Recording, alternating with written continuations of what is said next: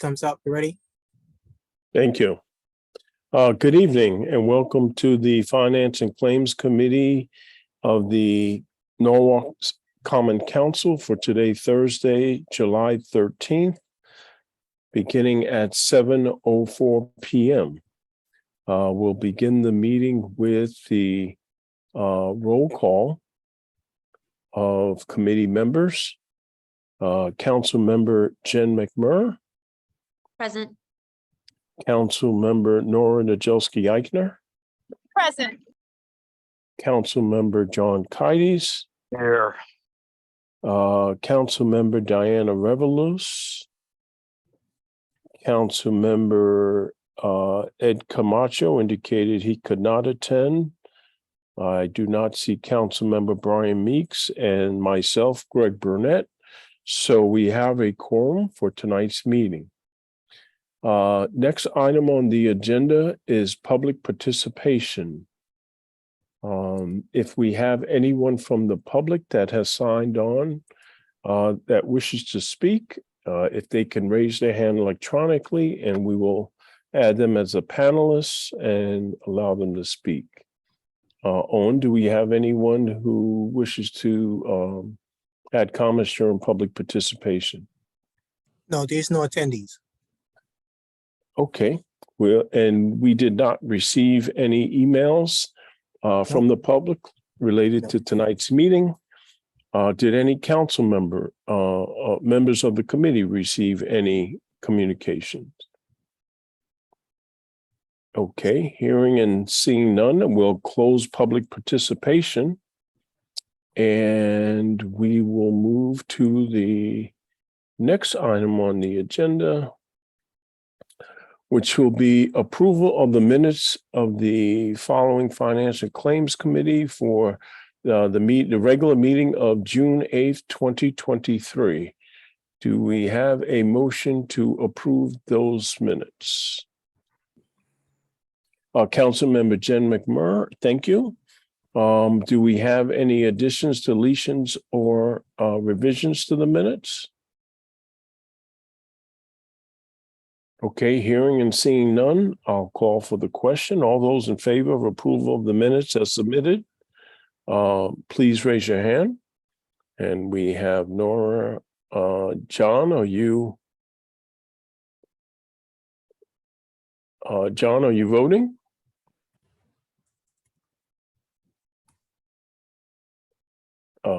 I don't see John, but we have 3 in a positive vote. So any abstentions or I'll assume not. So the minutes are passed, and let the record show that Council Member Diana Revolus has joined the meeting. Thank you, Diana.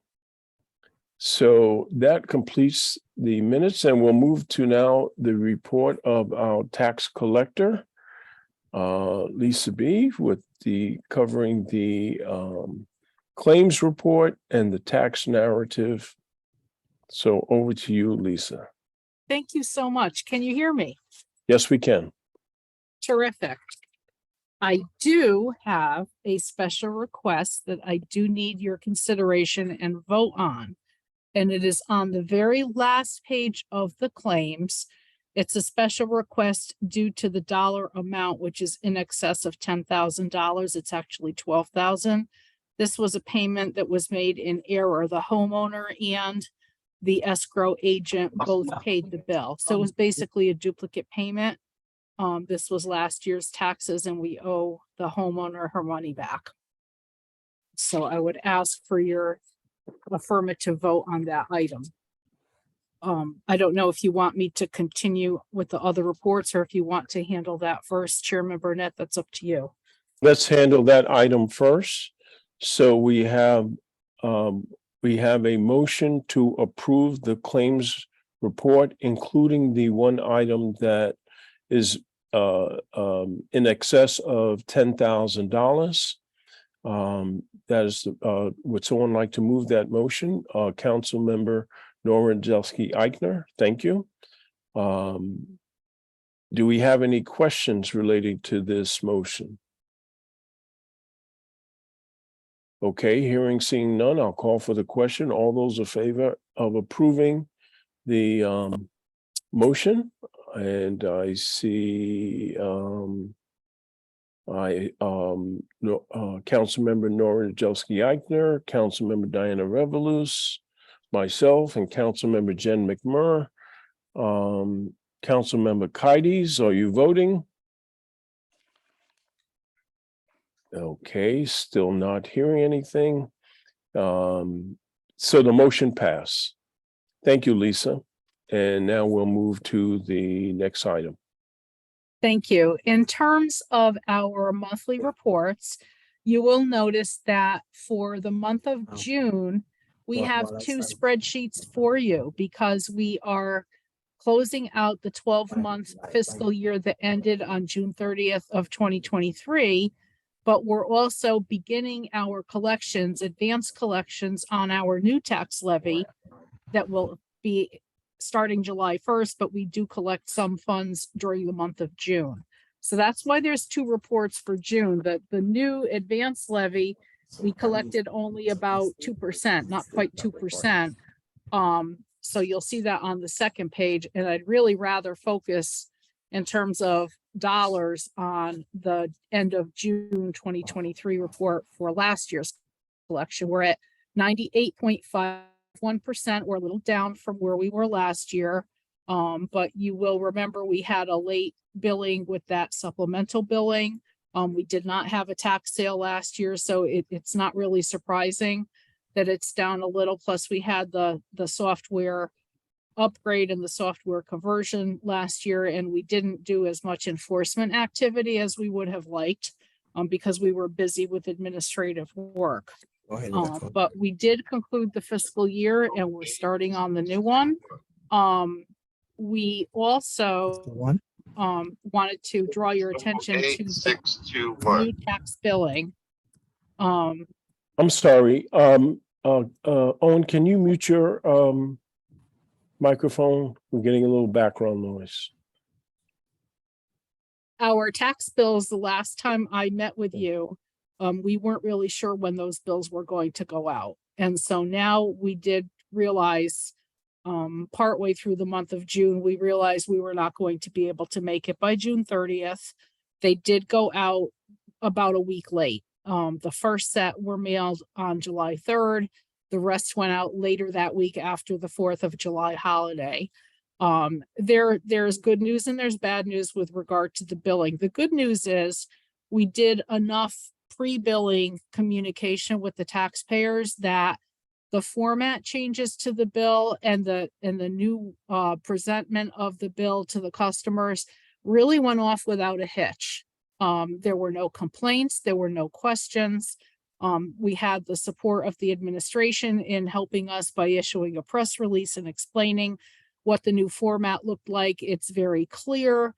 In particular, taxpayers who are getting tax relief from the town in terms of elderly or disabled taxpayer tax credits.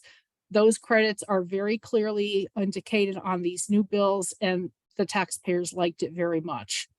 So that's the good news. The not so good news was that there were some issues with the billing. You've probably heard about it. It was discussed at the Board of Estimate on Monday night as well. And the assessor's office, Paul Gorman, the interim assessor, is here. We've both been, our staffs have been dealing with the customers since the bills went out. They were kind enough to identify where some of those issues were. So we pretty much, I think by now, they've been out more than a week. We know what those issues are now. People who need to get a corrected bill are going to be receiving a corrected bill. And of course, everybody is getting extra time to pay. August 7th instead of August 1st is the last day this year, because by state law, we're required to give 30 days from the time we mail the bills. So we're all on board with that. But if you have questions concerning some of those issues that we had with the amounts on the bills and so forth, I'd be glad to entertain your questions, and I'm sure Paul would as well. Could you just expand, Lisa, for us what some of those issues are or were? Yes. Yes, there were a number of them. The initial one that we discovered was having to do with some individuals whose taxes are paid through an escrow agent. The bill that we used to send out was very clearly marked that we knew the bill was supposed to be paid by the escrow agent. And the bill that the taxpayer received at home was basically like a memorandum bill. There was a problem with the software with this conversion where some of those escrow codes did not carry over. And so some taxpayers got a bill basically asking for payment of their real estate tax when we really shouldn't have been sending them that kind of bill. So all of those taxpayers are getting a memorandum bill. We thought they might go out this week, but they probably won't go out until next week. But that was a software issue. That was a conversion issue with the new software. That was the initial problem that came to light. Subsequent problems that came to light, there were a few having to do with property transfers. There were a few having to do with the addresses on the bill, but there were the majority of them were two other areas. One was the elderly and disabled tax credit program. There were some individuals who did not receive the proper amount of credit. They were good enough to let us know that, and we are going to be issuing adjusted bills to them. That program is also administered by the assessor's office, and Paul's people are working on that. The other issue had to do with motor vehicle values, and this was the issue that was heavily discussed on social media. And again, this came from the office of the assessor that puts the value on the motor vehicles. There were some glitches with that, and they're working on it. And the individuals who have brought it to our attention have already been dealt with on a case-by-case basis. And we've handled many of them over the last couple days where we're telling them, yes, we understand that the value that you're seeing on your bill is not correct. For example, one individual last year had a motor vehicle bill for $400. The bill this year is like $2,200. So clearly something is wrong there. It's a Toyota Highlander, a 4-year-old vehicle. It shouldn't be assessed at what it's being assessed at. So Paul can probably expand a little bit on that, but it's my bill. I get it. The customers are going to call my division, and we've been working very closely with the assessor staff to address all of those issues. So those were the major ones. But the collection has been going relatively well. It is more condensed in terms of time period than we would like. So the line has been a little bit longer than we have liked, but it has been going well. Payment processing has been relatively smooth. There have been some hiccups with the new software, but overall, I think it has been going well. I hope that answers most of your questions, unless Paul wants to chime in. We do have one, Councilmember Jen McMurray has a question, and I have a follow-up question.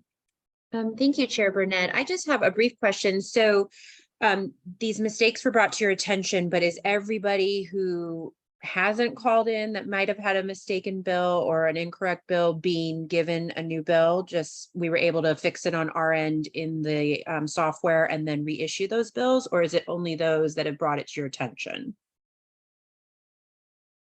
So far, it's only the ones that have brought it to our attention, but our goal is to figure out what happened and then address it with everybody. Great. So I'm assuming you'll probably continue to get calls, especially after we publicize it at this meeting and et cetera, and you'll address it as they come in. Well, I think that once we figure out what happened, the way that it normally works is when the assessor makes a change, it carries over to the collector's office, and then our office issues an adjusted bill, whether it's up or down. So once they tell us what to do, we will be the ones sending those bills out. But we don't want it wouldn't make any sense to do it only if an individual called. So clearly we want to address it and tax everybody fairly and equitably based on what they should be taxed on. Of And I course, think I just Paul wanted would to see what the probably agree. timing was of, now that you've collected all the information, what the timing is of trying to figure out what happened in the software and adjust that, so then you know who needs them and who doesn't. Honestly, Paul would be in a better position than me to answer that. Okay, Yeah, we have a spreadsheet and we are working the spreadsheet of the values that are not accurate. We haven't gotten to the root cause that caused the problem. Thought it was more important to make sure that we start getting all the bills issued properly. Sure. So we have been Mhm. not only repricing cars as the people call in, but like I said, we have a spreadsheet and a couple of our employees have been diligently working the spreadsheet to get as many bills corrected on a daily basis, while also addressing them as they come in on the phone. Thank you, we appreciate that. Yes, I have a question, Lisa and Paul, somewhat in the same spirit of Councilmember Jen McMurray, in that, what are we doing proactively to address this situation? It seems like we're waiting for, as it relates to, for example, the automobile values, we're waiting for the resident to call in and question the bill, as opposed to going to them and saying there was a glitch. We realize that, and these are the steps we're taking to correct it. Is that, what are we doing proactively to address this situation? Well, don't forget the bills literally just went out last week. So the motor vehicles were just mailed on Thursday and Friday. So it's only been like 4 days. So we haven't really even been able to identify all the people that we need to contact. So we haven't had the ability or the time to issue new bills yet, but that's what we're going to do. We're going to, but we have a line of people out the door. We're trying to just process the payments and answer the phones, and we don't even really know yet what happened. So I understand that you would expect us to do that, but that's probably the kind of thing that we're going to have to work with the administration on, because they're going to ask us, I believe, what went wrong, how are you fixing it, and they are going to want to announce it publicly, rather than have my division or Paul's division try to do it. But we're still in the early stages because we don't even know yet how extensive the issue is. So we don't want to kind of go out there with only half the information. We want to have a complete answer to how we're going to fix this before we go out there and try to communicate. We do want to communicate it with people. What do I say to people? Your bill is wrong. I don't want to startle everybody into thinking that their bill is wrong, because the vast majority of the bills are really not wrong at all. It's a subset of them, but all of those individuals will receive a proactive communication from our division once we know what to say. I realize that's not an acceptable answer, but bear in mind, like I said, most people just got their bills Monday and Tuesday. My assistant just got his bill today. So a lot of people haven't gotten their bills yet, and we don't know what all the problems are yet. So, for example, if somebody just receives their bill and in their due diligence, they come to pay their auto bill, what communication are we giving them? Are we checking to see that their bill is correct while they're trying to pay it? Or do we just accept their payment and then give them a credit down the road that once we realize that there was something not correct in their assessment? Well, I think that the ones that, the people who are coming to the window with those type of bills are bringing it to our attention. But again, the cashier at the window, they're not going to have the ability to know what a car should be assessed for. If the cashier were presented with a payment and a bill, they would probably take it. But if someone has a bill for $2,200 on a 5-year-old car that's not like a Ferrari or something, they know that there's something wrong there, and they're not paying that bill. They're calling us. I can't identify all the bills just yet. That's something that I'm waiting for Paul's office to give me. So in the meantime, yeah, we're collecting money, but I don't think that those are the people who are paying. And just to chime in, I agree with Lisa. The people who have bad bills that the assessment is wrong, they're gonna know as soon as they see the bill that it's wrong. It's not like it's off by $1,000 assessed dollars.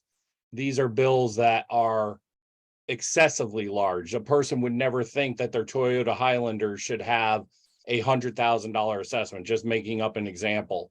So it's going to be something that's going to automatically generate a phone call. But like I said, when Ms. McMurr was asking questions, we are working a spreadsheet to get through and try to get these things done so that hopefully we have them done before people even start calling in, to be able, so we could say, we've already adjusted your bill.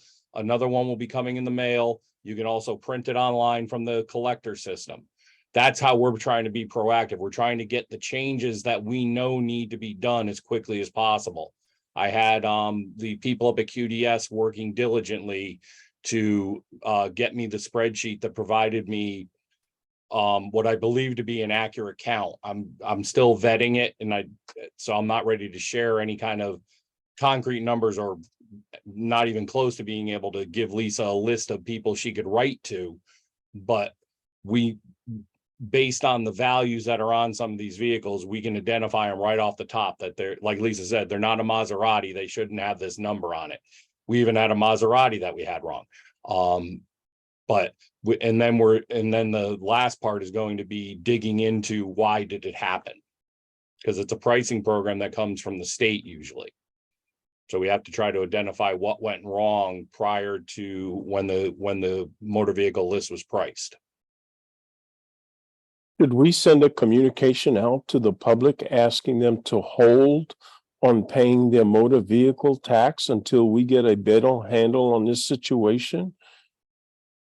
They have till the beginning of August to make their payment.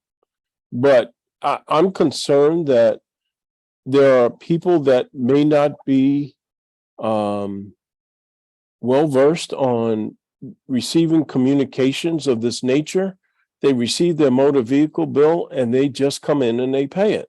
And they may be paying it in an incorrect bill. So my question is, should we send a communication out to inform Norwalk residents that we have a situation with the automotive bills, and they should just pause on making those payments till we get a better handle on this situation? I mean, it just seems like some people will be paying their bills, and then a month or two from now, or whenever, they'll get a bill saying your initial bill was wrong. Here's the correct one. They'll say, "But I already paid the bill." Now what do? Do we give them a refund? Yeah, we would. I think that I understand the impetus to do something like that, but I think it will probably generate more calls and more questions, particularly from people who don't have a mistake in their bill. And bear in mind too, probably 20% of our motor vehicle bills are for leased vehicles. I would rather send something out to the leasing companies and tell them to hold off, because they are the ones more likely to just generate a check without calling. So I would maybe do it with them, but honestly, I don't know that would be helpful. I'd rather work with the communications director to send something out once we have a better handle on it, but it's really kind of too early, I think. But I would defer to what Henry would think, or what the administration would think, because our communications are really supposed to go through them. Yeah, Greg, I think this is a little bit out of proportion. It's not like 80% of the bills are wrong and that so many people are paying the bills wrong. Let me explain a little bit about the process. The motor vehicles are run through a state program where they value the vehicles. Okay, I don't know the exact percentages, but maybe it's 20% of the vehicles that we get from the state don't have any value. Okay, so locally, we here have to go through our resources to try to identify values for those vehicles that were not given numbers by the state. Okay, we look at recent transactions, we look at the reference books, and we put the numbers in. At the same time, there are numbers we get from the state that are wrong. Okay, so we're not even responsible for the ones that the state gave us. We didn't cause the error. But when it's brought to our attention, we look it up, and when, as Paul and Lisa explained, when it's obviously wrong, we look into it. And if we determine that it should be changed, we change it. So the concept here is to solve this systemically. So we break it into two parts. How did we assign values to the vehicles where there was nothing listed from the state? And you look at that methodically, and you want to see if there were systemic errors or the way we put in those values was erroneous. That's one part. The other part is if we're getting numbers from the state and they make errors, it happens every year. Let me reiterate that. This isn't a new process. So the point is, we're looking at what's out there. We're trying to identify whether there is a systemic problem. If there is, we'll correct it. If it isn't, it's one by one as it's identified to us. I think I've said that right. Paul and Lisa, please correct me if I'm wrong. No, you got it right. And just to add on to it just a little bit, percentage wise, there's over 76,000 cars in the city of Norwalk. To tell everyone not to pay their bills because maybe 800, and I'm again, because I don't have an exact number, 800 people might have incorrect bills, to tell those other 75,800 people don't pay your bills. I think that's not necessarily the path we want to go down. Like I said, these bills that are wrong, the people are going to know they're wrong. No, I brought up the spreadsheet while Henry was speaking, and I looked at one 2017 Toyota Highlander valued at with an assessed value of $144,795, which calculates, if I do that real quickly, times 0.03067 to a $4,400 tax bill. No one with a 2017 Toyota Highlander is coming in and blindly giving us $4,400. They're gonna question it. The problem with telling people that don't pay them is I've taken more phone calls in the past 4 days from people who are complaining about actually good values, because there are a lot of cars that have appreciated over the course of the past 3 years. People just assume that their tax bills are going to go down on their cars every year. They don't. It's all based on, just like with valuing houses, what the current market does. And we current market cars every year. So you have I had a 2010 Honda CRV. I actually took the call 5 minutes before we got on here because I can't stand a ringing phone when I'm sitting at my desk. And it's valued at $31,000, and the lady laughed at me, but it's what the JD Power book says. That's been the majority of the calls I've been getting. Yes, I know we have some bills that we have to correct, but as Henry said, we're definitely handling them on a case-by-case basis as they bring them to our attention. But my department is also proactively working the list provided to me by the vendor to identify the ones that have gone up exorbitantly from the prior year. So we're handling it in two fashions. And the point is, we had this last year when the values went up because of COVID. Okay, and people complain because they don't like the value, but that's what it is. So it's not necessarily an error, but we have a lot of calls and we're handling them. When we find errors, we fix them. We're also proactively trying to look systemically at where there might have been a systemic error that caused numerous errors, a systemic issue or approach that created numerous errors, and we'll correct them. Thank you for that. I'm just trying to be conscious of, or what can we do proactively when we have these situations? But I understand the situation. Thank you. Council Member Jen McMurray. I just wanted to say thank you for everything you're doing. I know this is probably a very stressful situation to have all these calls coming in and trying to sift through them. I appreciate everything you guys are doing. It sounds like it's a lot, and I just want to, identify that and call it out. But so I just have two quick questions. I know Henry said that we're not looking at like 80% of the bills or anything. Do we have any idea if it's a high or low percentage? I'm assuming it's not high because Henry just said it's not like 80%, but I know we're still also sifting through things. Like, how do we know it's not 80% if we're still sifting through things? Do we know if it's like 25%, 2%? I mean, do we have any idea at this point how many bills are affected by this?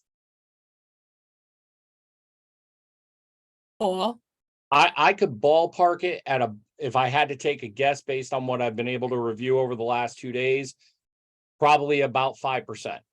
Okay, that's great. And then if somebody did happen to come in and pay this bill by mistake, and I appreciate that you've said that it would be really unlikely, and I hope that is the case with all of them.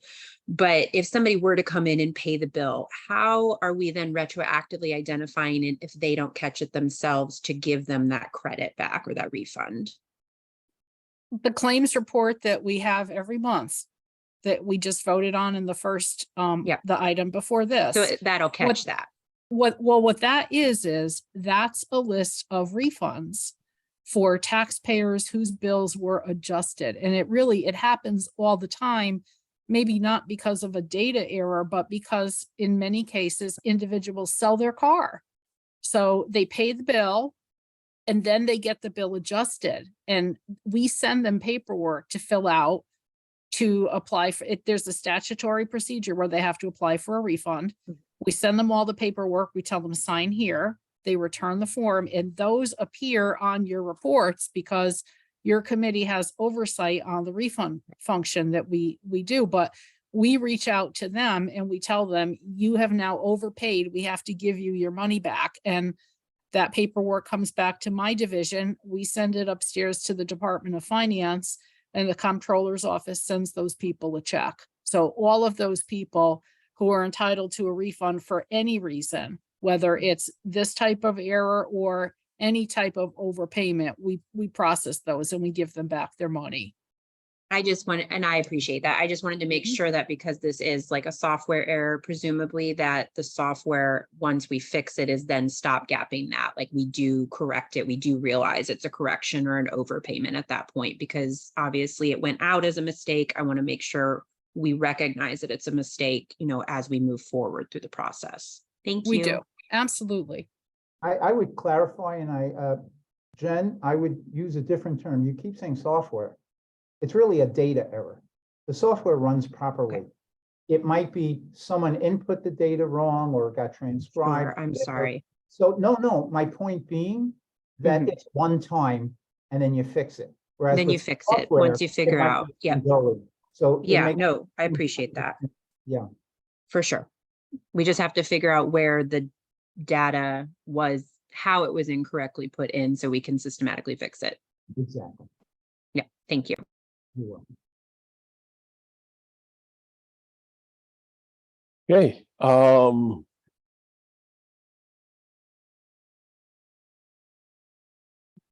that was the complete narrative, correct, Lisa? Yes, I Okay. don't really have anything more for you. They will continue to track our collections for the prior year's levy. The auditors, keep track of our collections on the immediately prior grant list for 60 days following the close of the fiscal year. So we do anticipate that 98.51% to go up. And we will keep you posted on that. So 99 is in reach. Doubtful. I'm sorry to say it's very doubtful this year. I have to point out and remind everyone that the way Lisa calculates the percent collected is different than what we do in the budget department.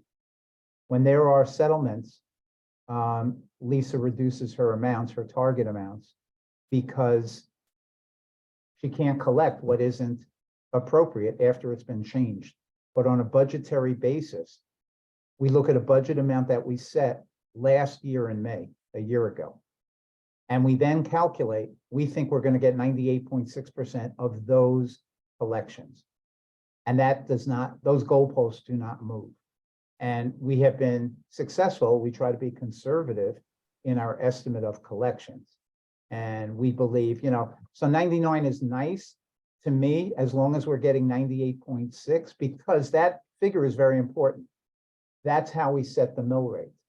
So if we don't collect 98.6%, then we may end up with a shortage somewhere. So as long as we get to our 98.6 budgetary, I am satisfied. Lisa is working more, if you want to call it, with real-time adjustments every month. And those numbers, to circle back to Councilwoman McMurray's comment, the numbers that I'm reporting to you are net of refunds.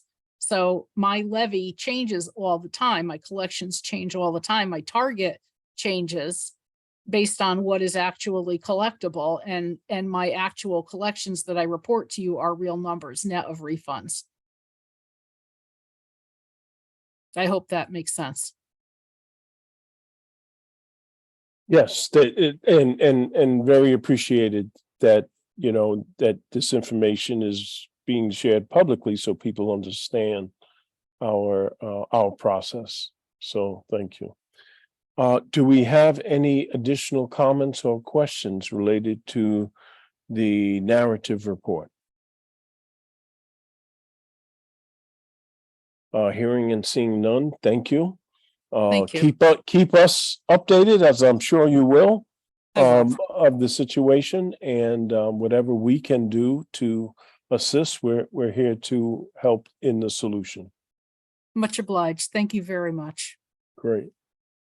With that, we'll move to the update from our Deputy Tax Collector, Paul Gorman, on the reval process.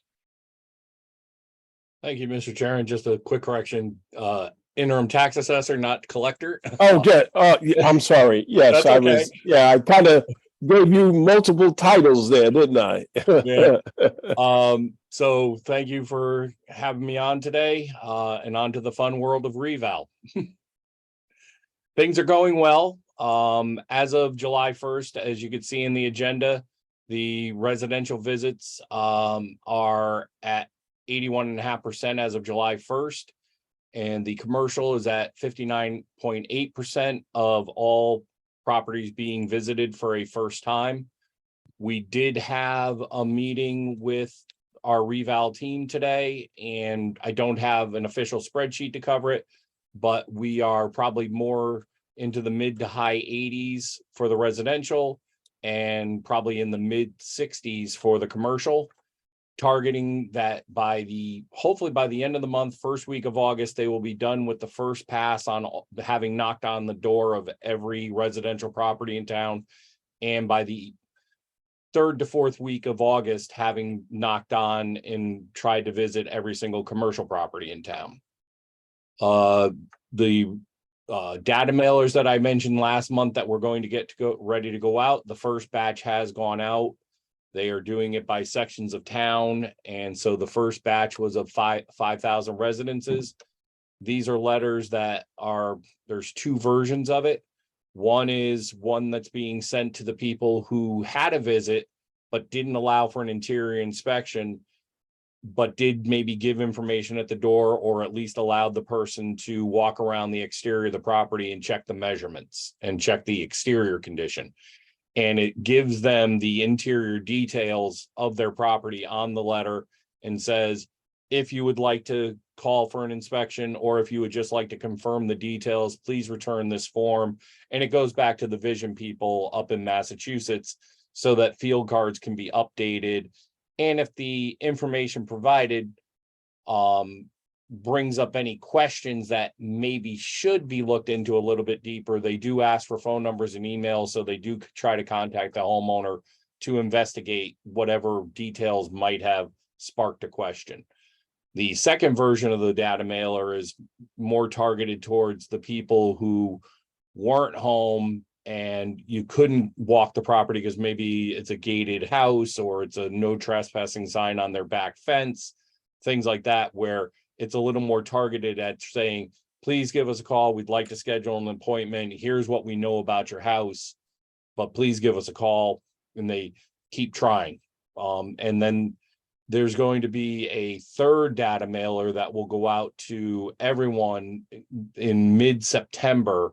That's going to be that final wrap up, just to try to get to anybody that hasn't responded to the data mailer in the past. So if you receive one and don't send it back, you're going to get onto a list of the people who get a second data mailer to give you an opportunity to call, write, or email information to us so that we can gather as much data from the residents and the commercial properties as possible.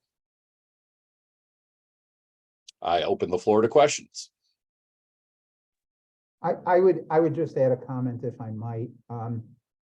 We recently had the first of what are going to be monthly status meetings with Vision, the firm that's knocking on all the doors and collecting the data, with Paul Freya, who's a consultant to us. He's the assessor in Westport, with John Valente, who is a consultant to us, who is helping to supervise and monitor the revaluation. And one of the questions I asked is, I keep seeing about 25% plus minus of getting inside the building. And I asked them for a frame of reference. Is that good, bad, or average? I just wanted to know the context of how we're doing, and I think we should react based on that. And they said, and they have extensive experience over many years, over Connecticut and New England, and they said it is within reasonable rates for what they see in other cities. They're going to do the two mailers to try to get even better information and to go further. But right now, they are knocking on the doors, and they have a system by a certain date to knock on all the doors, try to get back and get more information where we weren't given access. And they feel what you do is you do the valuation based on the best information you have and you get.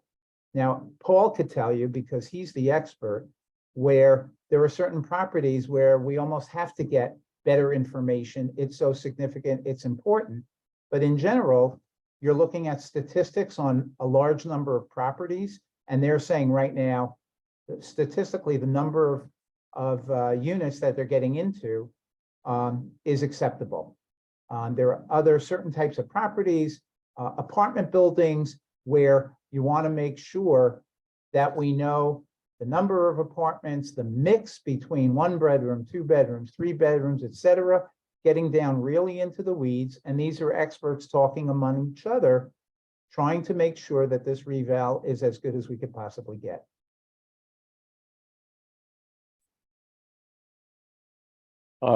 Thank you, Henry, for that, because that was kind of my next question, which was, give us a ranges in terms of how we're doing right now. So, great. Is there anything more that we can do in terms of communications, whatever it might be? If there's any actions that we can take to further advance the reval process? In my opinion, no. I think the best thing that we did was the communications that went out in June to make people more aware of what was going on. The phone calls have really tapered off to almost nothing about people calling about, hey, there's people wandering in my neighborhood, people knocking on my door. We really have seen a complete drop off of that since the communications went out in June from the mayor's office. So I think we're on track. And now that the data mailers are going to be hitting the mail, I think people are going to even understand more of how important this information is. So I think we're on track. And I think we've got enough information out there at this time. Great, thank you. Do we have any questions or comments from members of the committee related to the reval? Okay, seeing none.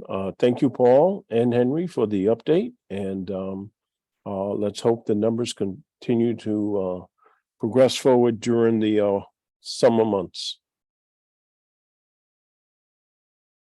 With that, we'll move on to the next item in the agenda, which is the update from Oak Hills Park Authority, and we have on Alan Dutton from the Vice Chair of the Oak Hills Park Authority. Alan?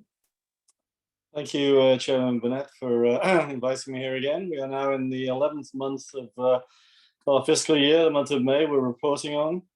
I think your office saw what did receive the information. Just to give you some highlights of the month of May, the merry month of May.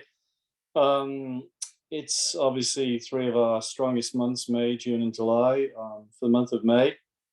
On the revenue side, we were $67,000 ahead of what we budgeted, 271 compared to 339. So more golf, more people coming to the park, which was good. On the expense side, we were $7,000 over our budget on the expenses, but our revenue was up by $67,000. So we did have some more expenses in that area on a percentage basis. And what that did for us, it increased our bottom line by $60,000 compared to budget. So budgeted to make $95,000 on an operational net income point of view, and made 155. So continue, to do pretty well on the net income side, pretty much. On a year-to-date basis, we find ourselves in a very good position. And our net income currently, after 11 months with one more strong month to go, is $527,000 worth of net income, which was over our budget by about $340,000. So from an operational point of view, another good month. But I did, if I may, just want to point out a couple of things that, this money of the $527,000 that, is income, obviously we have things that go against that. We do pay the city for the privilege of operating Oak Hills, but we will pay you $120,000 this year in city debt. And that city debt of $120,000 is made up of every round we pay $2.15 to the city for every round of golf at Oak Hills. And we also pay 1% of our total golf revenue at the end of the year, end of our fiscal year. And that actually comes to about $120,000, which we will be paying, have paid some already to the city for this fiscal year. To operate the park, we also have equipment. We have commercial debt. We, 2 years ago, leased the new golf carts. Old ones were 5 years old. They have a 5-year. So we leased those. And it's a capital lease, $450,000, including the GPS software. So we're expensing $90,000 a year in commercial debt. 450 divided by 5. And also to operate the park, Jim Shell, our green superintendent, we have to have equipment. We have mowers, we have fairway mowers, we have greens mowers, we have aerators. These have to be replaced.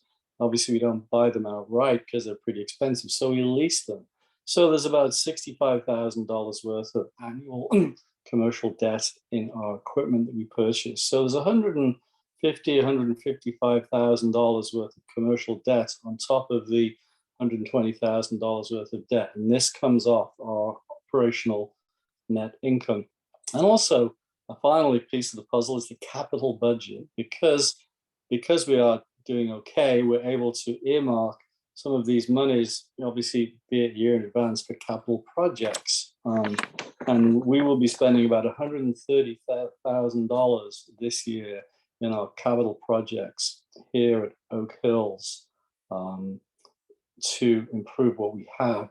And I think if you put those three numbers together, the 120, the 150, and the 130, brings us up to about $400,000, which our outgoings, and that is funded by the monies that we take in.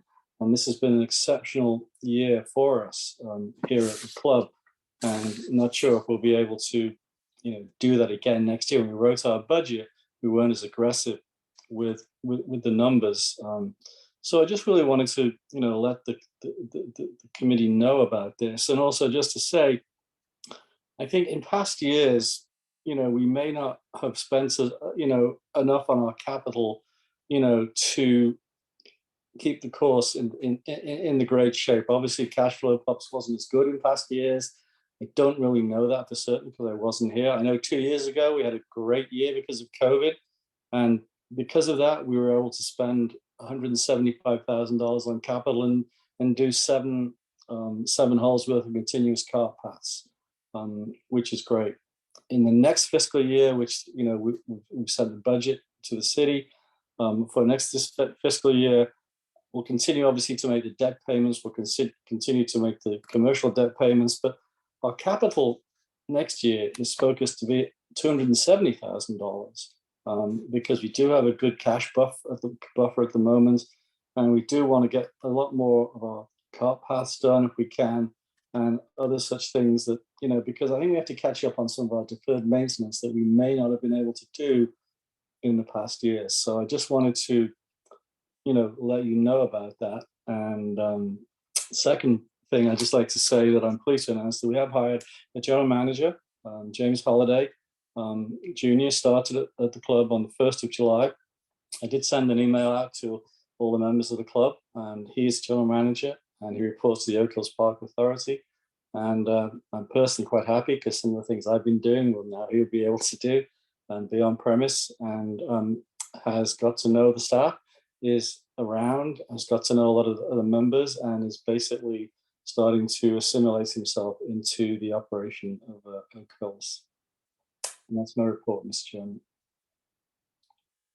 Great, thank you. Do we have any comments or questions for Oak Hills? Yes, Mr. Dakowitz. Thank you.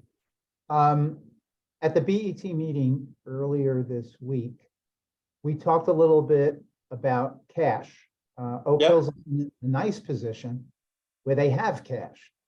And I explained to them that 3 months ago, when Silicon Valley Bank went bankrupt, I was very concerned about the city's bank accounts, where we have sometimes $20 to $30 million of unsecured deposits. And God forbid if our bank goes bankrupt, I can't even go to the FDIC for more than $250,000. I'm pleased to report we have completed, executed, and implemented what's called a tri-party agreement.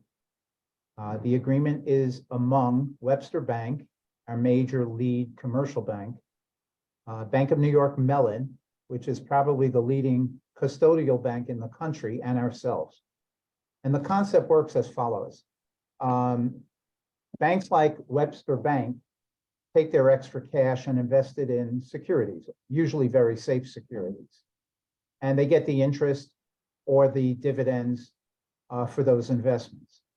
The tri-party agreement states that every day, at the end of the day, so let's say first thing in the morning, they tell Bank of New York Mellon, here's how much our unsecured deposits are. And Bank of New York Mellon, the custodian for Webster's investments, identifies and segregates 102% of our deposits in securities.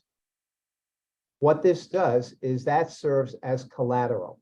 So our balances go up and down. We only request 102% of whatever that value is. And as I said, it has ranged from 20 to $30 million. Webster doesn't lose anything. They're still their securities. They get the interest and the dividends. However, God forbid they go bankrupt, Bank of New York Mellon gives us those securities, and we can then go to a different bank and conduct our business. So the risk of the failure of the commercial bank is now minimized to zero. So when I heard that Oak Hills has cash and they're putting it into banks, we thought it might be a good idea to coordinate our activities. I was called by Gary Leeds, who's a board member of Oak Hills and deals with some of the finances. And we're going to be speaking next week to coordinate first identify what is the risk, how much do they have? Maybe they can split it among banks with no more than 250,000 and insured by FDIC. Otherwise, one of my thoughts would be to combine their funds with the cities, and that way, under the Webster tri-party agreement, they would be covered and would be insured against the risk of the failure of a depository bank. So we'll talk and we'll figure out a solution. What is the risk and how to minimize that? Because it's unacceptable for the city to lose anything on its uninsured bank deposits. And that's something I am watching carefully. Henry, I'm glad Gary reached out to you because I reached out to him after our BET meeting on Monday. So very good. Thank you. You're quite welcome. Thank you for arranging that.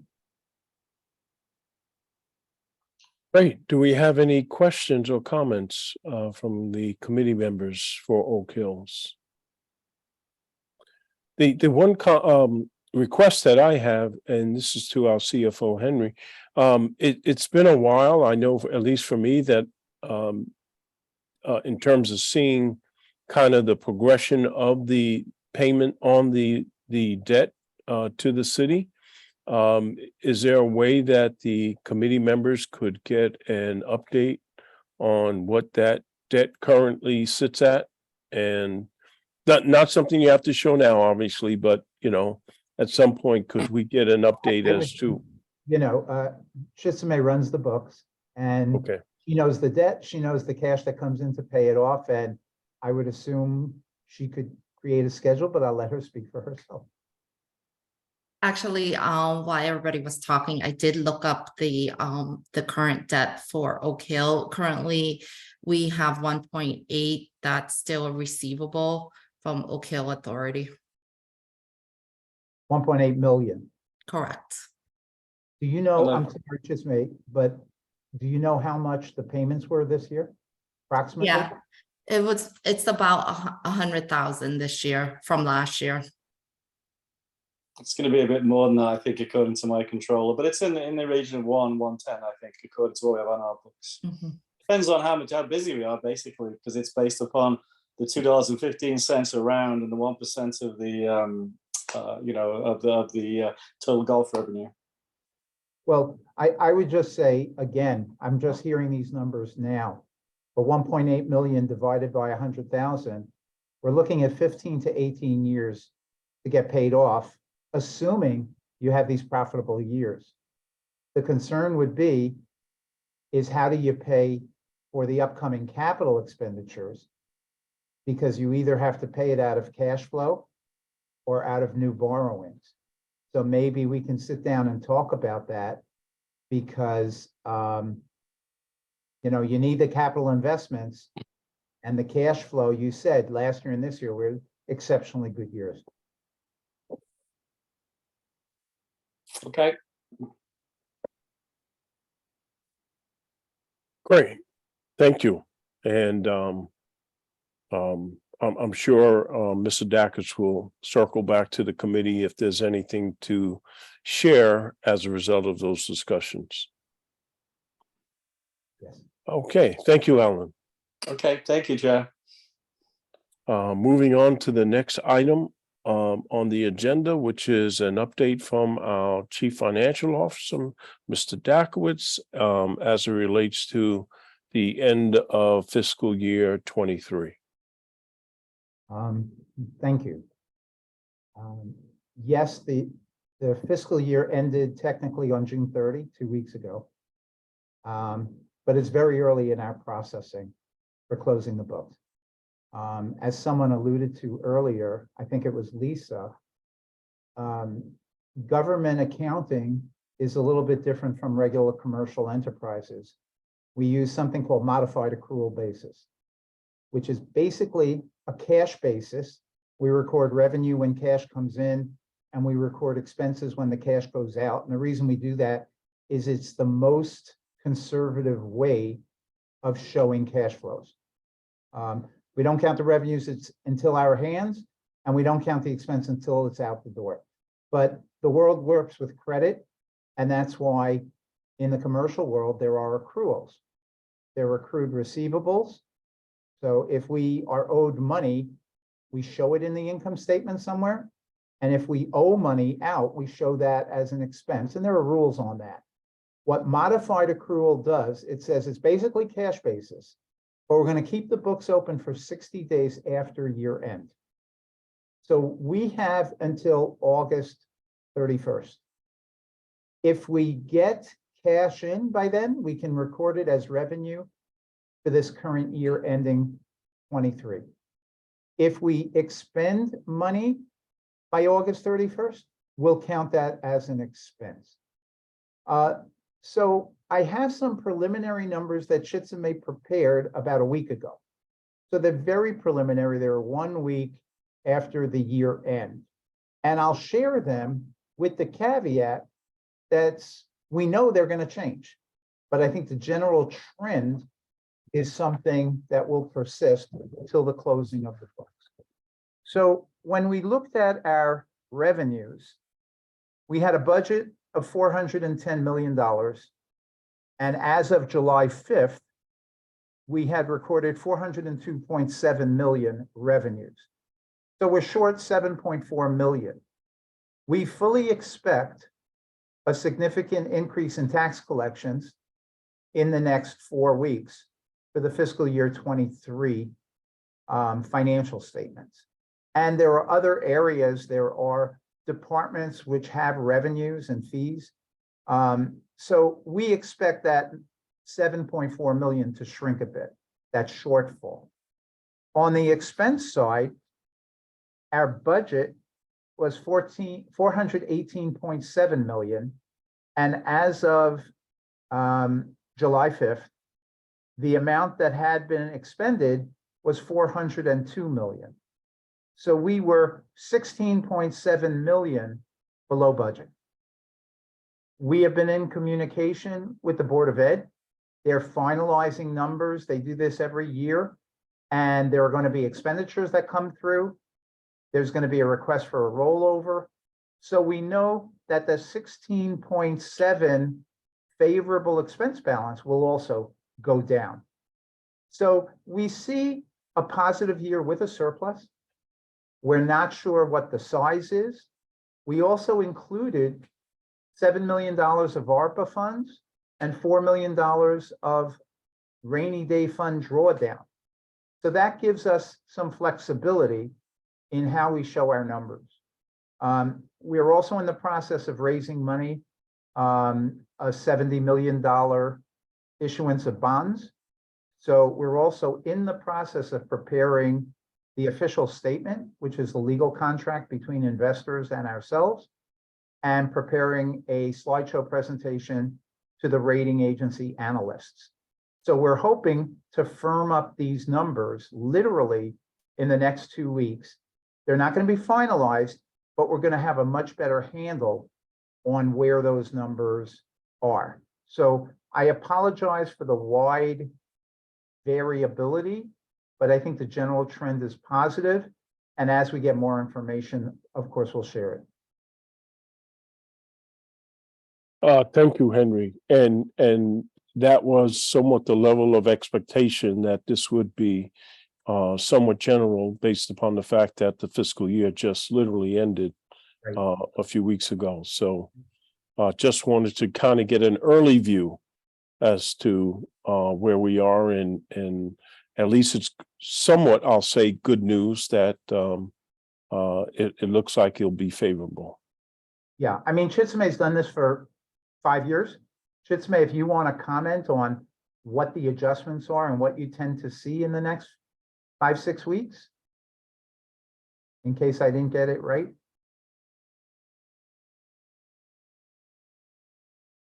No, I think Henry, you kind of hit on all the main points. I know that Lisa mentioned earlier, we have that 60 days that, you know, we prepare for to close our books. Those 60 days are waiting for cash receivables that comes in and cash payables. We want to make sure we capture all the accruals, all the accounts payable. I think in our department, very, very conservative when it comes to, you know, reporting on a GAAP basis.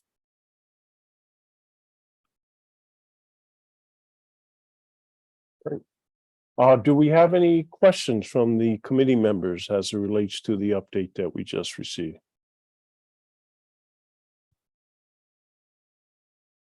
Okay, hearing and seeing none. Thank you, Henry and Chitsame. And we'll obviously look for more updates as time progresses forward. Moving on to the next item in the agenda, which is, let me get to it quickly here. We're now at item 11, which reads as follows: authorize the purchasing agent to issue purchase orders to Whaley Computer Associates for the supply of 100, what is that, 1,200 HP Chromebooks, an amount not to exceed $362,400, account numbers noted, and these items were budgeted in the 2023-2024 IT capital item. Do we have a motion on this item? Thank you, Councilmember Jen McMurray. And we have on the call tonight with us David Hopp and Ralph Valenzizi, who from the Norwalk Public Schools IT department, to share this item. Good evening, everyone.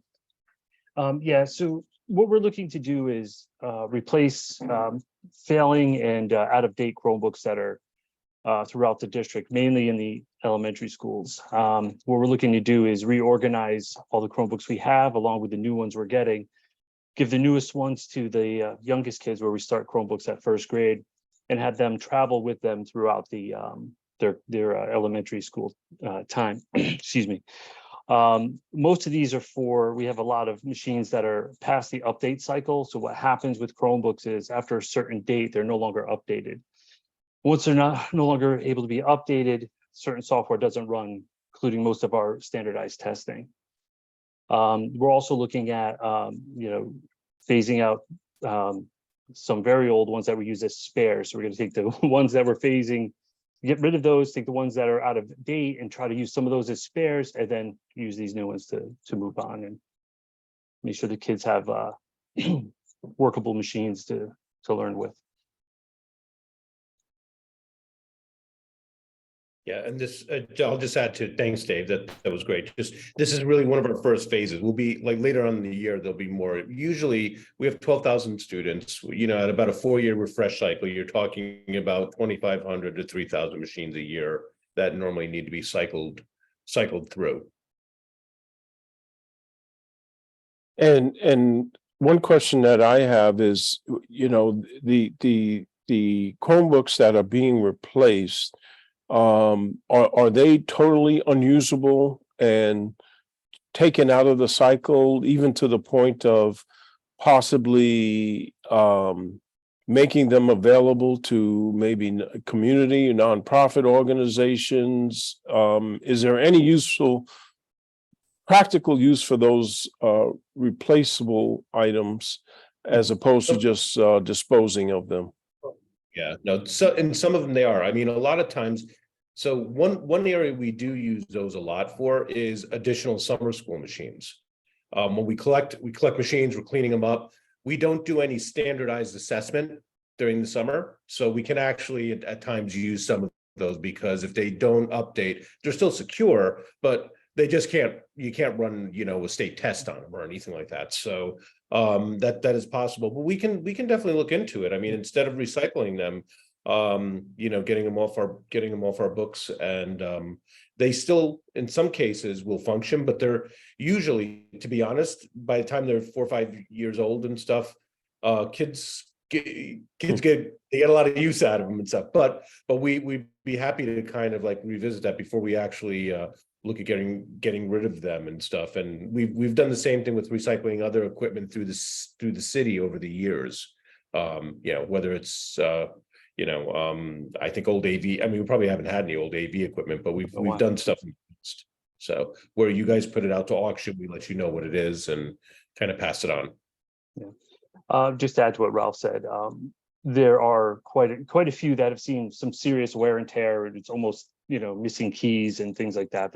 They're older, so the parts are harder to come by to fix them, and then to pour the money into fixing them instead of getting a newer one. But there's absolutely some that'll be able to be reused. And like I said earlier, that's what we'll use for loaners for when kids forget theirs, or if one's out for repair and things of that nature. Yeah, Craig, if I can ask, so is there like a point person on the city side that would be good to work with that would, I mean, would it be Lamont just looking at community efforts and stuff to see if there's I guess I would recommend starting there. Because the community service department has the outreach to our nonprofit community. And that would be a good starting place to at least put a request out to see if there's a need. And once we assess that need, if there's a way that these devices can get a few more years of use in a positive way with an organization, I think that would be great, as opposed to seeing them just go in the dumpster. or even families. I mean, it's like if there's any way that, we actually, the good news about what we've seen with this one-to-one initiative is that besides this, I don't know if you still know, so at the beginning of the pandemic, we actually, the Dalios actually helped us out a lot with giving home internet access for schools. Then there was a change in our E-rate, which allowed me to cover the home internet access that we were providing. That has since in the last year been sunsetted. So for this year, though, we were able to go back to philanthropy again to pay for this current year. So we still have about 300, a little over 300 families that we're paying for their home internet access. Thank you to the Dalios too as well for helping us with that. But we did notice though that there's definitely a need out there, even just for families to be able to have a device. And when the students had the devices at home, the nice thing about this is that there is the ability for the adults there's nothing wrong with that to actually have access to do things if they do need to at times. So, overall, it was truly, we hope that if we can use these in one way to help equity within the district, by all means. So I'll reach out to Lamont though, and then throughout the year, we'll see if there's any possibilities. Great, thank you. We'll greatly appreciate it. Any comments or questions from the committee members of this IT request? Okay, hearing and seeing none, I'll call for the question. All those in favor of the motion, please show by a raise of hand or verbal. I see Nora, there it is. Oh, great. It's unanimous. Thank you. We will move this item forward to the next Common Council meeting on Tuesday, July 25th for final approval. Thank you. Thanks, everyone. Great. Have a good evening. Okay, moving on in the agenda to item 12, which reads as follows: authorize the purchasing agent to issue a purchase order to Total Communication in an amount not to exceed $126,679.45 for purchase Pure Storage Flash Array with 36 months, 24/7 support and storage installation. Pure State contract pricing applied, contract as number as noted, and account number as noted. Do we have a motion on this item? Councilmember Jen McMurray, thank you. And we have with us Joyce Liu, our IT director, to walk us through this request. Joyce? Thank you so much. Thank you, Mr. Chairman and the Finance Committee member for having me tonight. This agenda item is to replace the 5-year-old SAN storage. It's part of IT routine infrastructure maintenance. SAN storage, short for the storage area network storage. It is the backbone of our data center. It provides a centralized and efficient way to store and manage all the data. So it's like having a supersized hard drive that holds all the data that city have. And yeah, so SAN storage is important because a data center deal with a massive volume of data and every day, from the document and the image to the video and to the database. So having a good and reliable SAN storage to handling data is really crucial for city's daily operation. The normal lifespan of the SAN storage is about 5 years. In general, server performance declined by 14 to 15% annually. So normally by the 5th year, the storage server is only operating at quarter or 30% of its initial performance. The city has 2 SAN storage, and the one we are replacing is 5 years old. City IT, we keep up of upgrading our SAN storage to maintain the business's continuity and use up-to-date technology to keep high performance and increasing the server speed. After the careful evaluation of available option, the city IT system admin team have identified a suitable SAN storage solution that will address our requirements and provide the necessary capacity and performance. The investment in upgrading our SAN storage will be significantly enhance our data management capacity, support the interrupted operation, and position us for the future growth. I'm here to answer any question regarding to this upgrade. Thank you, Joyce. Council member Jen McMurray. I feel like Nora tonight. That's a good thing, but I guess, or I don't know where Nora is, so I'm filling in. I feel like with all the questions. Thank you for talking about the sort of life expectancy of this, because that was one of the questions I was going to ask, but it does say that there's 30 months, 36 months, 24/7 support and storage installation. What happens after those 3 years run out if we do still need support? How is that handled? Right. So this purchase with a pure storage flash array. So what they're doing is we are paying 36 months support for the for the support, but after the 3 years, we are eligible to upgrade, free upgrade to the most update the server. We can up to so normally it's 5 years of lifespan, but with pure storage, as long as we keep on paying the maintenance, they are going to go do the free upgrade for us. So this is the new business model we are trying to exploring. Our system admin team did investigation on this the new business model, and they also go to surrounding town that wherever the business or city, our town, they already have this the pure storage solution in-house. They are all very happy with what they have. So this is the new thing for us, but I think it's really a good upgrade opportunity to tap into the update technology and a new way of handling business. Thank you so much. I appreciate it. Here comes Nora. Council member Nora Nadolski-Eichner. Thank you, Jen. I appreciate you filling in for me while I was commuting there. I was listening very closely. I just didn't want anyone to hear the noise. So thank you so much, Joyce. You know, as per usual, we're really very grateful. I think there's an enormous sense on this committee of enthusiasm for technology upgrades and improving the city's infrastructure.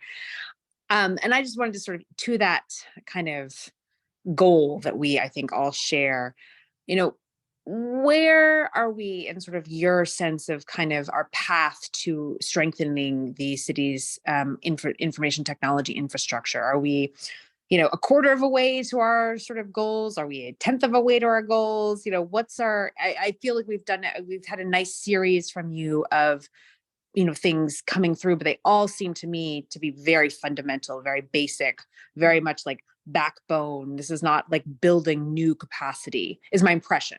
So I'm just kind of curious of sort of how you feel we're doing in terms of our sort of where we need to get to for our technology infrastructure for, you know, for our city services. Right. I felt like I've been presenting a lot of items in front of the Finance Committee, and they are all, like you said, they're all very infrastructure upgrade.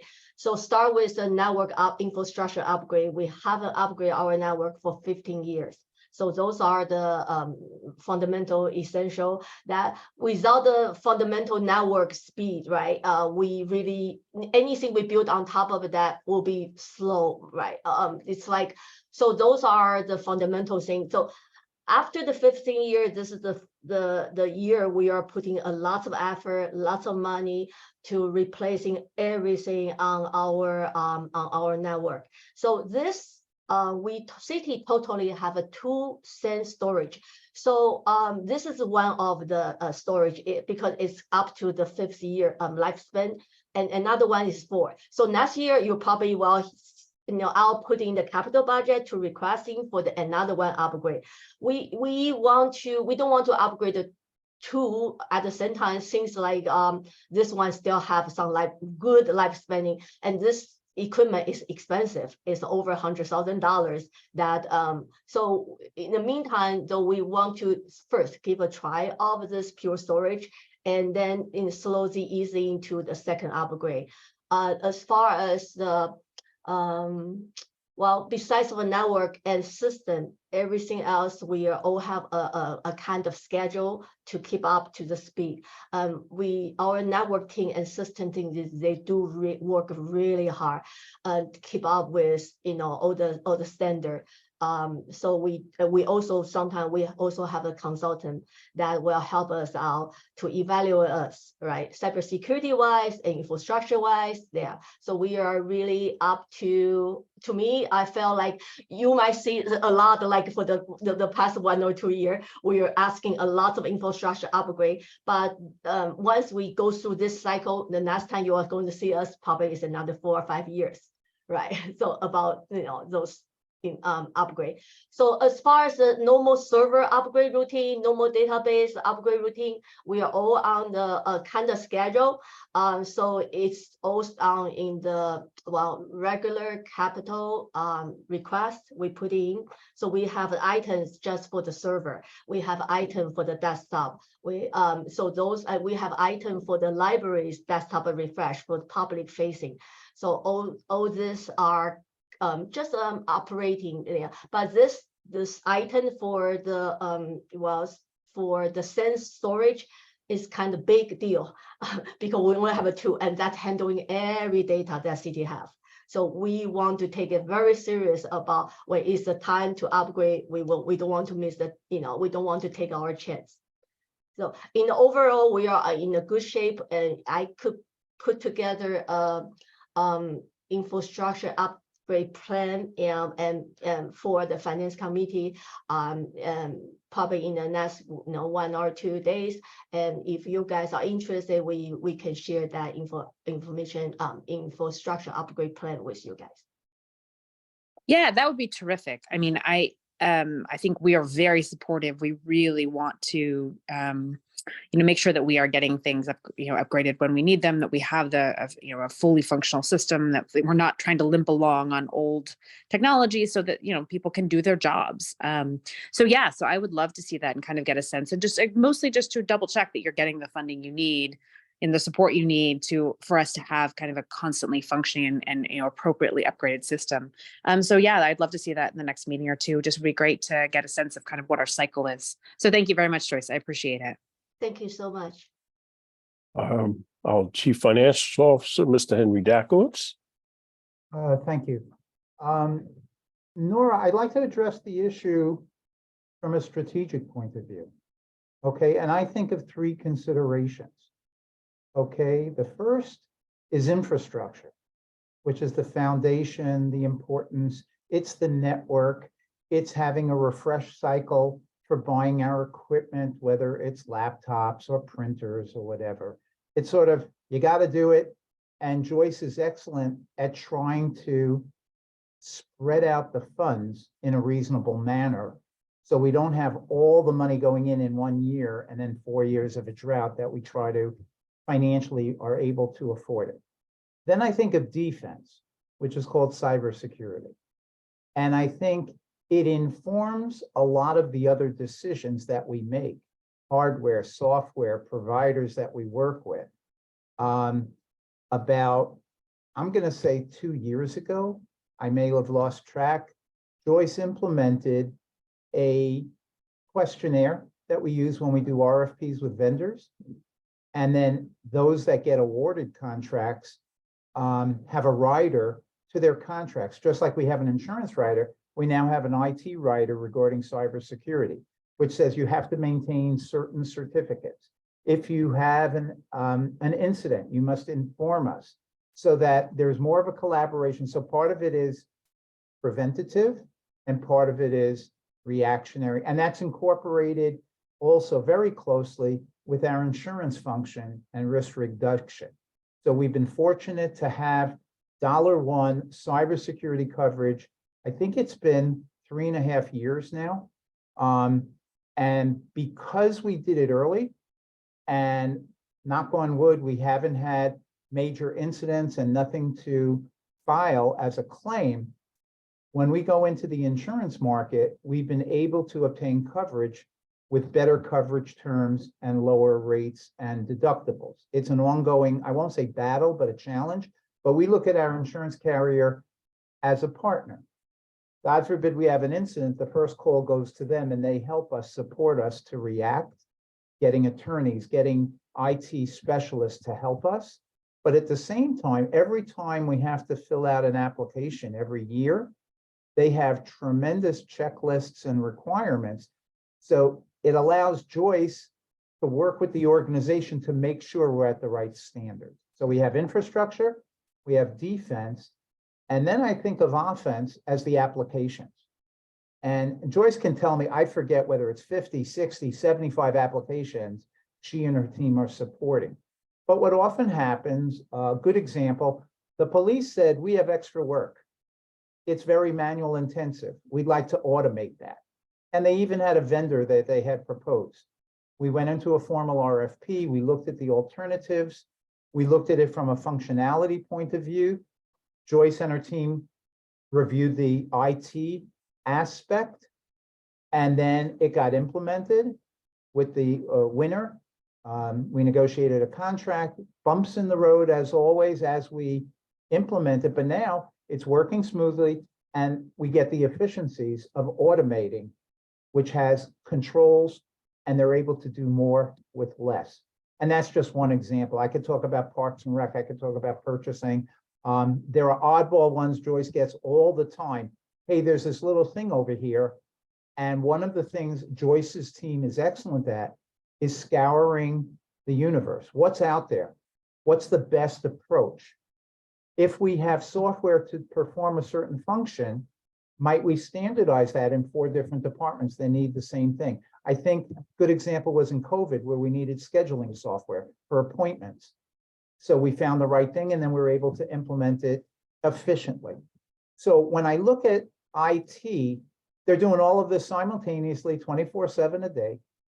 And I'm very proud of where we are. It's almost like we incrementally do more every week, every month, every quarter. But when you look back a year, 2 or 3, it's amazing how far we've come. So I hope that addresses your question a little bit more fully. It does. And I think that's exactly, what we are really hoping to hear. And we really want to continue to support. I mean, I see the difference as we see some of these things roll out. I'm currently I'm secret shopping at the building department. I'm doing work on my house. And I think they could benefit enormously from some automation options. And I'm sure that we'll see that coming. I know that there's been some conversation about, and I remember in the efficiency study talking about the land records.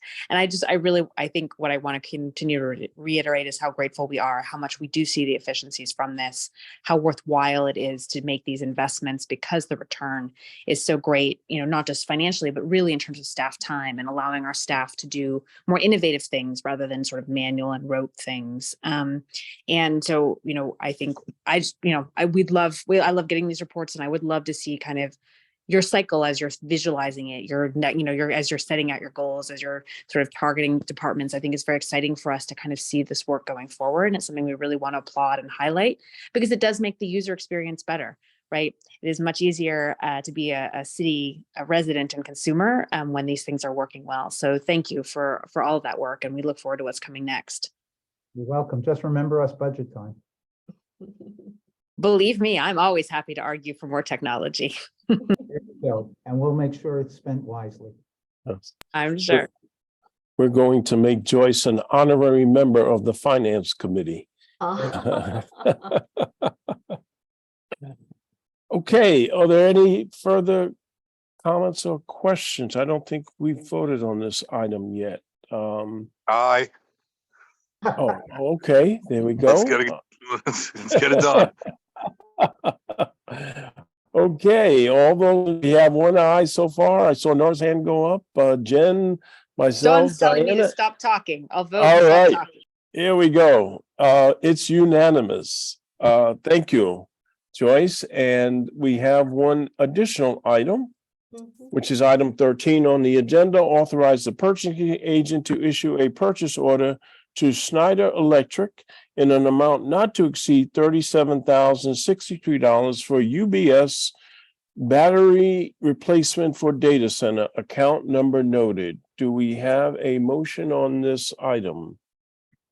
Councilmember Nora Jagelski-Eichner, thank you. Joyce, over to you for the battery backup. All right, thank you. So UPS batteries is also known as uninterruptible power supply batteries.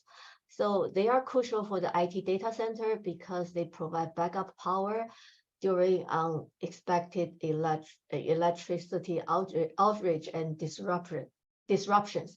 So UPS battery are like emergency power reserve for data center. They ensure the IT system remain operational during power outage and safeguard our data, maintain the business continuity, and prevent costly damage. With the UPS battery act as a power safety net, when the main power sources fail, the UPS battery kick in and start supply electricity immediately, and to ensure our critical IT system like the server and continue operating smoothly without any interruption. That allow the data center to keep running even during the power outage, provide uninterrupted access to data, application, and services. We do yearly maintenance and evaluate on our UPS batteries in our data center. The current battery is over 5 years old. So in order to prevent the data corruption, minimize the downtime, and protect our sensitive information from being lost, we are asking your approval to allocate capital fund to replace our old UPS battery to keep up with IT's routine infrastructure maintenance. Great, thank you. One quick question is the system that we're working on, does it allow immediate crossover to the backup battery, or do you have to power down and then power back up on using the battery supply? No, this one is all the servers plugging directly into UPS. Then into the right. So that's why it because they are batteries. So for holding for the whole data center, normally take about, it can hold 15 to 20 minutes. But in our data center, we have a generator. So it's kind of in between when generators start kicking. So it won't be immediately like power off while you are typing something, where your data, the Word document you are typing, or the email you are putting together. And that will save us 15 to 20 minutes time to allow you to save, like whatever you are working. So it's kind of, it's a standard practice. And lots of the server, if you do like a power off immediately, it might damage it. So with the plugging UPS, everything's kind of holding to the, a stage that you can safely save all your data. And for IT department, we can safely, like if we need to do some action on, on some of our server, it will give us some time, 15, 20 minutes to do what we need to do. Yeah. Great, perfect. Okay. All right, do we have any comments or questions related to the UPS battery backup? Okay, seeing and hearing none, I'll call for the question. All those in favor of this authorization? It is unanimous. Thank you. Thank you, Joyce. So we will move both items to the next council meeting on Tuesday, July 25th for council review and final approval. Thank you so much for your time. Great, thank you. With that, item 14. Diana, item 14. Motion to adjourn. Thank you. All right, all those in favor? Great. Have a great rest of your evening. It's unanimous, by the way. Have a great rest of your evening and thank you for your input and participation. See you Take care. next month. Night Okay. all. Good night. Good evening.